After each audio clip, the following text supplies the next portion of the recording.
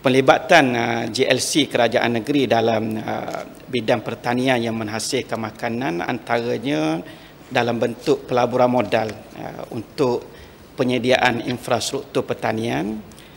Yang kedua, terlibat sama di lapangan sama ada pertanian, penternakan atau aquaculture. Dan yang ketiga dari segi pemasaran produk. Di antara GLC Terengganu yang terlibat dalam aktiviti ini ialah Terengganu Agrotech Development Corporation TADC.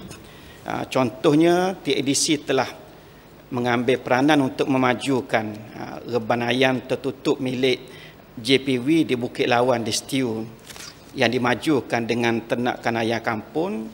Bermula pada Ogos 2020, sebanyak 12,000 ekor ayam kampung Mardi telah diternak bagi tujuan penetasan dan dijadikan baka. Yang kedua, TADC juga memajukan pusat pembenihan ikan hatchery di Limau Nipis di Setiu yang telah diserahkan oleh Jabatan Perikanan kepada kerajaan negeri. Yang ketiga, TADC terlibat dalam peladangan rumput Napier bagi dijadikan silage untuk makanan ternakan, dan sekarang ini terdapat 50 hektar ladang Napier di Kuala Pin di Hulu Terengganu yang ditanam dengan Napier baka hybrid sebagai ganti kepada Napier baka Taiwan yang ditanam sebelum daripada ini. Dan di samping ladang Napier yang diusahakan oleh TADC sendiri, dalam masa yang sama TADC mengadakan usaha sama bersama dengan penduduk setempat untuk peladangan Napier secara kontrak farming. Seterusnya, TADC juga terlibat dalam pemulihan ladang Rembulan Kasih di Rantau Aban yang telah diusahakan dengan tanaman melon manis Terengganu.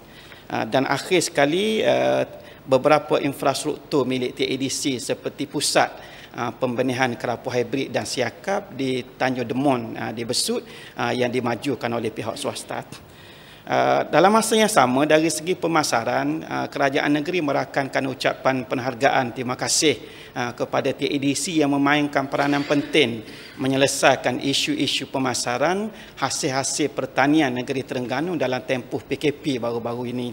Dan dalam masa yang sama, kita juga telah buka Pasar Borong Setiu yang bertempat di pusat pengumpulan TADC di Telaga Papan sebagai satu lagi sokongan kepada pemasaran hasil-hasil pertanian dalam rangka untuk kita mengaktifkan lagi aktiviti food security di negeri Terengganu. Termasuk juga TADC telah membuka TADC Fresh Mart yang terletak di Paya Bunga. Kerajaan negeri juga merakamkan ucapan penghargaan terima kasih kepada TDM. Walaupun TDM secara core business dalam bidang peladangan terlibat dalam industri sawit, dalam masa yang sama sekarang ini sedang berjalan tanaman nenas MD2 sebanyak 500,000 pokok yang ditanam secara integrasi dalam ladang sawit yang belum matang di ladang di Jerangau, dan ada 500,000 pokok lagi yang sedang dalam proses untuk penanaman.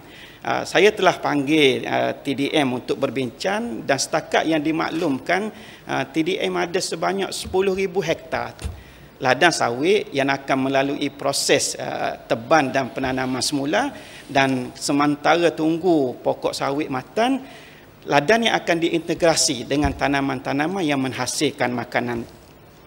TDM juga ada perancangan dan telah mendapat kelulusan untuk penanaman keledek dan juga tembikai di ladang Tayo di Sungai Ton. Dalam masa yang sama, di peringkat kajian untuk tanaman cili dan juga MMT. Kerajaan juga merakamkan penghargaan kepada ladang rakyat Terengganu di samping terlibat dalam peladangan sawit komoditi. Dalam masa yang sama, ladang rakyat tu terlibat dalam penternakan lembu baka KK Kedah Kelantan.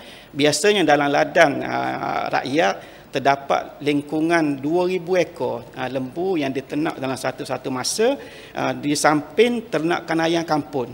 Ada antara 13,000 hingga 15,000 ekor dalam satu-satu masa. Pemin juga tidak terkecuali.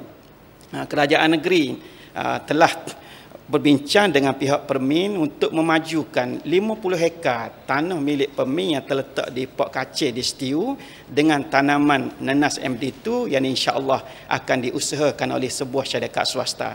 Inilah seimbas lalu bagaimana sokongan yang diberikan oleh beberapa GLC Terengganu untuk nak merealisasikan satu pelan besar dalam pelan strategik pertanian Terengganu bagi menjadikan Terengganu sebuah negeri pengeluar makanan. Terima kasih.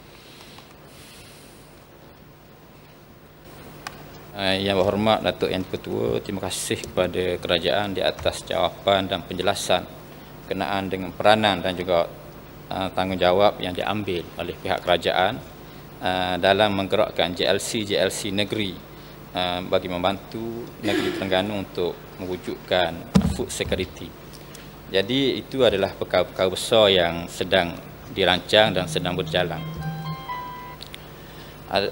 Persoalan saya pada hari ini dalam suasana pandemik, kita tak mampu untuk mengeluarkan modal besar kepada anak muda ataupun rakyat di peringkat bawah.